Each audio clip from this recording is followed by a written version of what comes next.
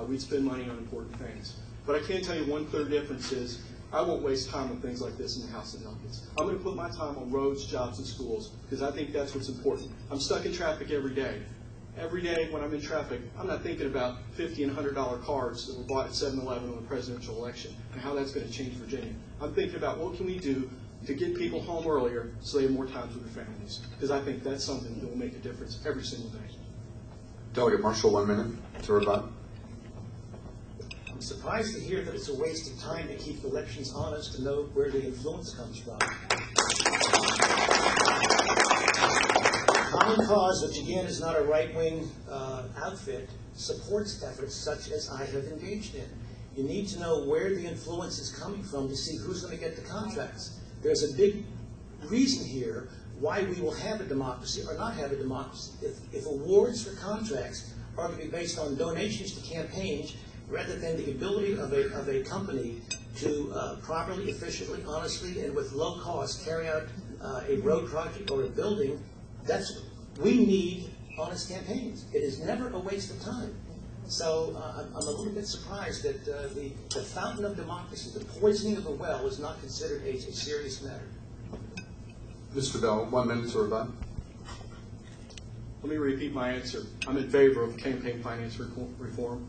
I believe we do need full disclosure. We do need to know who the donations are coming from. But again, my party's going to be roads, jobs, and schools, everyday issues that can make a positive impact in your life. Again, if I could ask everyone to hold their applause, whatever your view is, if you could hold your applause to the end. It does take time away from your candidate. You'll have an opportunity to applaud at the end, and of course, on November 3rd, you can do the ultimate show of support. The second question is on the budget. Mr. Bell, you'll take this one first. Virginia's revenues are inadequate to cover all proposed budget requests, and yet bills with earmarks got passed during the last assembly. Would you sponsor legislation to eliminate earmarks? Why or why not? Unfortunately, earmarks, I think, have taken a hit in the last few years at the presidential and the local level. Many earmarks, frankly, have done very valuable things for our communities. A lot of senior citizen centers have been built with earmarks. A lot of community projects for schools have been built with earmarks. And I know at the federal level, people made a big deal about earmarks, but I saw plenty of military family housing units that were badly needed that were built with earmarks, and the same thing goes with child care centers. These are worthwhile projects. Not every earmark is a waste. Having said that, I do believe that earmarks shouldn't be slipped in the back door. I think it needs to be full and open debate on every one. And I'll point out that my experience in the Air Force is a finance professional. I was a financial manager in charge of large budgets. My last job in the Air Force had a $1 billion budget to manage. We had a $200 million deficit last year we were there. And we went through that budget with a fine-tooth comb. We identified our priorities. We cut through waste. That's what we'll do here in Virginia if I'm in the House of Delegates, because I believe that's important, and that's what we have to do. Delegate Marshall, 2 minutes. Please, the question. Earmarks. At my age, I have short-term memory. Would you sponsor legislation to eliminate earmarks? Why or why not? No, actually, I do agree with my opponent on this. It's not the earmark, it's what happens, what kind of earmark is there. Either the legislature is going to make this decision or the bureaucracy is going to make it. I'd much rather have somebody who makes it out in the open so you can go after them later. I was the only Republican in the House of Delegates to oppose blocking public access to know how people voted in subcommittee. I voted with the Democrats on that. I was the only Republican to oppose limitation of bills, which will be introduced because our Constitution provides for a requirement for citizens to have redress of grievances. If you limit it to 15 bills, this is the largest district in Virginia, you can't have redress of grievances. You see, the Democrats were right twice in 1 year. That was their limit, and they got it. I have always been for full disclosure. I have come around to where we frankly should have votes taken in conference committee, where a lot of things which are passed on the floor are ditched in the conference committee. It just doesn't seem fair to me that members can hide their votes and then come to the public and say, I'm for this or against it. I also have been looking at a method of discharging bills from committees which would require a discharge petition where everybody signs it, instead of we just discharge this thing on the floor, which is rather cumbersome. So full disclosure is something that I have been there for all 18 years. You're both entitled to another minute, but I feel as though we've exhausted the topic. Do you mind if we move on? Thanks. Your question. No, I'm the hired help. I'm reading the questions I was given. With moving on, Delegate Marshall gets the first crack at this question regarding stimulus. The debate over whether Virginia should accept $125 million in federal stimulus aid to pay for jobless benefits is likely to rage right up to Election Day and beyond.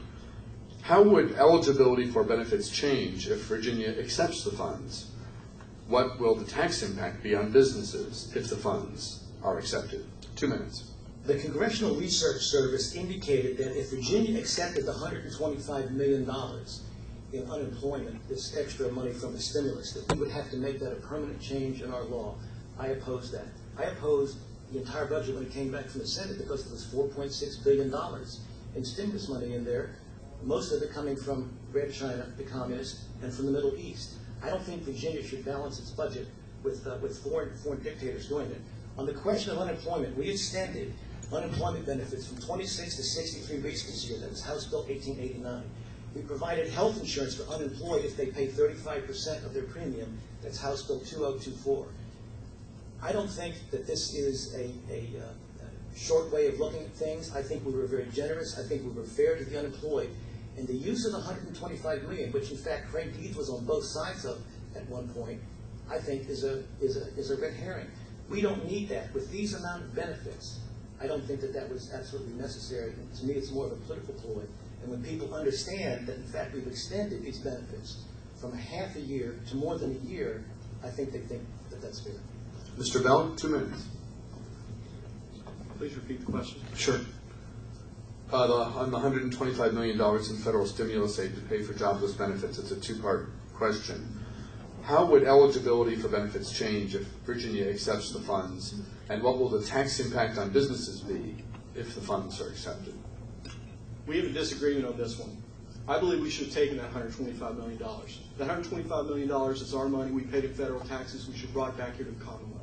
Many areas of our state right now have over 20% unemployment, and we could have used that money. Another thing that I think hasn't been talked about enough in this debate is the fact that that $125 million would have gone into our economy and would have helped to stimulate our economy, and we missed that opportunity. It would have been years before we would have had to change our code to do that. Estimates say it would have cost roughly $4 a year per employee to take that money. I think it was a good thing to take. Delegate Marshall, I know in 2003 I have a quote that you said, I do get in fights with the Republicans over business issues. I told them, have you ever been unemployed? I have. I know what it is like to be a dad and not have income, and the kids are looking at you. Well, I think that there's a lot of children right now looking at their parents this year saying, why didn't we get that money? Because there's places in our state that could really use that help. Delegate Marshall, a 1 minute rebuttal. There's an assumption here that if you get this $125 million, the behavior won't change. The problem was that you would get unemployment for the first time for part-time work. We have never done that before. And again, the assumption is that the other people getting unemployment wouldn't change their behavior. I don't think that's correct. I broke with the Republicans, I think, in 2001, and I voted for additional aid for the unemployed down in Martinsville. I was one of 2 Republicans to do so. He is right. I have been in the unemployment lines.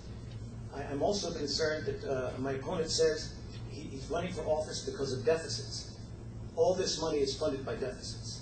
We cannot keep doing this. We have to pull in our belt and say enough is enough. Giving unemployed people more than a year's unemployment benefits from 26 weeks to 63 weeks and giving them opportunity for health insurance, I think is fair and just. And to go beyond that, we just have to draw the line somewhere. I'm willing to do it there. Mr. Bell, a 1 minute rebuttal for you.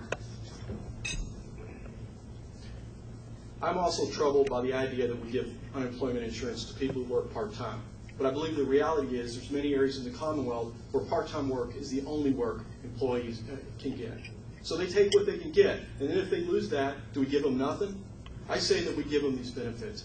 But we also have an opportunity. The General Assembly can come back and revisit this issue in the future. And if we find that it's being abused, we can take that away. We have that ability. We're legislators. We get together. We make a decision and change it. So it doesn't mean we always have to do this. I believe in the economic theories of John Maynard Keynes. I have a finance degree in business, bachelor's degree. I also have an MBA in finance. This is my area of expertise. The theory of John Maynard Keynes, that's what was used by President FDR to get us out of the Great Depression. And it says that we should have periods where our budget is balanced, periods where we have a surplus, and periods where we have a deficit. And right now,